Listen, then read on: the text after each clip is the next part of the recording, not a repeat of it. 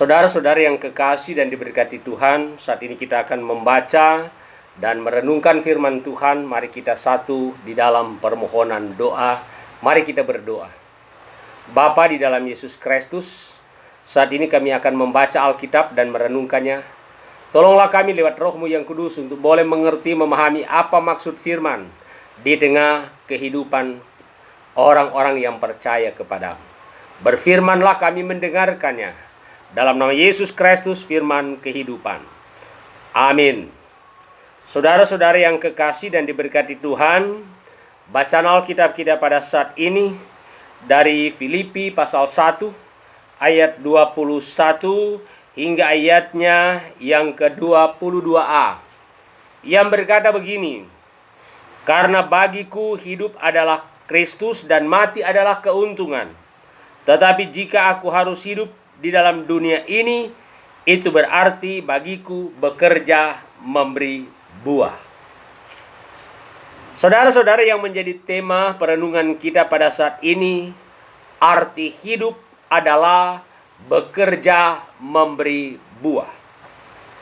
Saudara-saudara, Pendeta Dr. Andar Ismail dalam salah satu buku seri Selamat menulis renungan tentang arti hidup. Ia mengatakan, hidup adalah tantangan, hadapilah.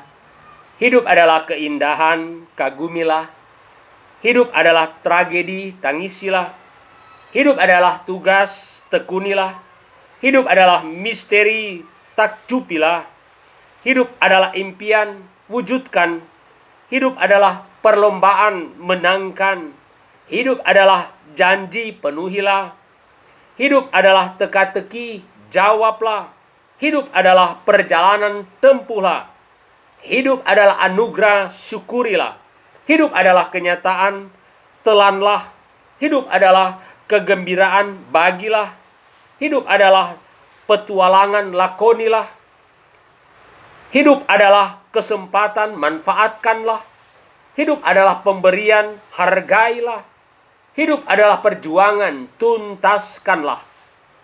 Hidup adalah dambaan, raihlah. Hidup adalah dan seterusnya.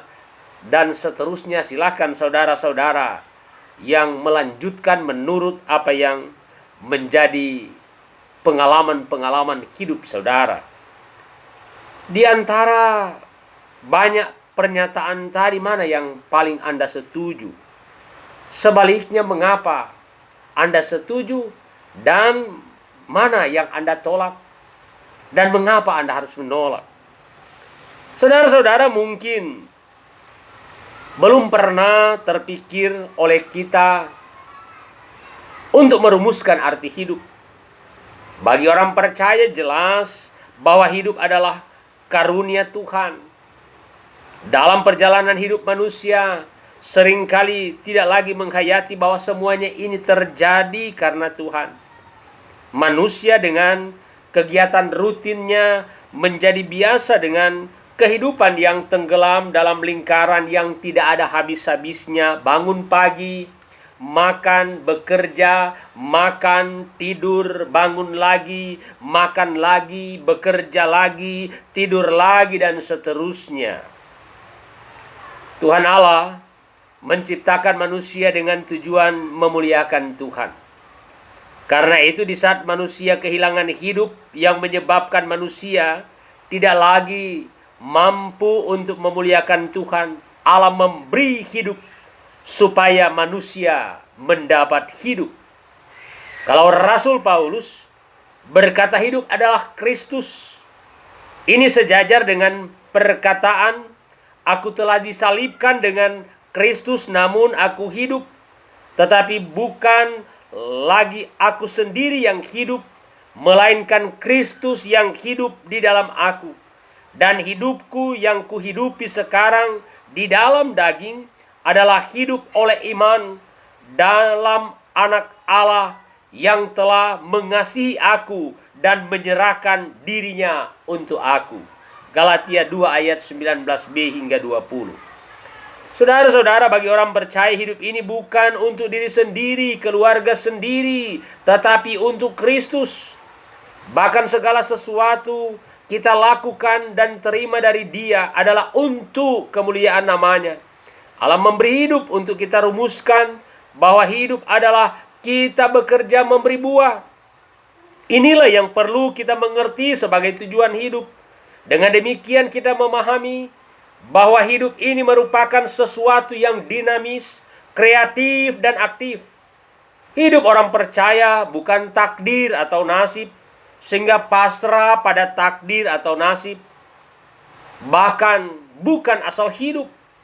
Kita pahami ada begitu banyak manusia yang hidup dalam kesia-siaan, sehingga hidup ditandai dengan keputusasaan tanpa pengharapan. Sebaliknya hidup yang berbuah adalah hidup yang penuh dengan pengharapan. Saudara-saudara, pohon ara yang dikutuk oleh Yesus sebab tidak berbuah. Hal itu merupakan tindakan simbolis Yesus atas kehidupan umat Israel, khususnya yang tidak berbuah, termasuk sebetulnya dalam kehidupan kita. Sesungguhnya kita tidak mampu berbuah. Kemampuan kita hanya ada di dalam persekutuan dengan Dia, pokok anggur yang benar. Dapat kita bandingkan dalam Yohanes 15 ayat 1 hingga 8. Saudaraku, apa yang dilaksanakan, apa yang dicapai atau digenapi oleh Yesus dalam hidupnya? Apakah itu suatu tantangan atau keindahan atau tragedi atau anugerah atau yang lainnya seperti dalam daftar tadi? Markus 10 ayat 45 Yesus berkata, "Karena Anak Manusia juga datang bukan untuk dilayani, melainkan untuk melayani dan memberi nyawanya menjadi tebusan bagi banyak orang." Jadi bagi Yesus, hidupnya adalah suatu pelayanan dan penebusan bagi banyak orang yang disesuaikan dengan maksud Allah terhadap umat manusia. Jadi Yesus mengarahkan hidupnya bukan kepada dirinya sendiri, melainkan kepada Bapa yang di sorga dan kepada manusia. Saudara-saudara, di tengah-tengah kita menjalani hari-hari kita ini, kita bersyukur. Mengapa kita bersyukur? Karena kita diingatkan lagi untuk menggunakan setiap waktu dengan baik. Kita akan bersyukur untuk boleh menjalani hari-hari kehidupan yang terus berbuah. Oleh karena itu, jangan menyia-nyiakan waktu. Sebaliknya, dengan menyia-nyiakan waktu, maka kita akan kehilangan hidup.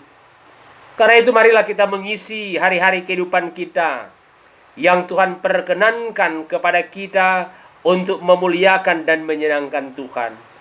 Arti hidup bukan diukur berapa lama atau berapa panjangnya kita hidup, melainkan jika aku hidup, itu berarti bekerja memberi buah.